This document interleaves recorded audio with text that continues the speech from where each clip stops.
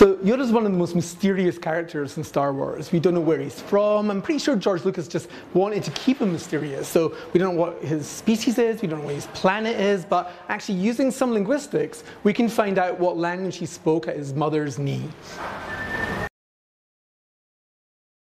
Well, I think like one of the most important concepts here is the idea of transfer. That's the notion that when you learn a second language, what you do is you bring across a lot of the rules of your first language and you hang the new words off of those rules. So actually when we look at how Yoda speaks English, we can figure out some of the rules of his first native language. So one of the ways you can do this is by looking at what are called the syntactic patterns are in Yoda's English, and we use those to figure out what the syntactic patterns must have been in the language he grew up speaking.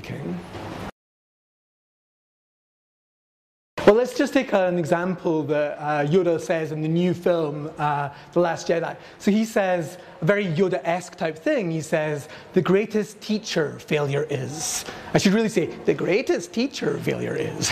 But like, and what he does there is, if you think about how this would work in English, you would say, failure is the greatest teacher. So failure there is what linguists call the subject, and the greatest teacher is what we call the predicate. Now what Yoda does in virtually everything he says is he takes a little bit of the predicate and puts it in front of the subject, completely inverting the structure of English.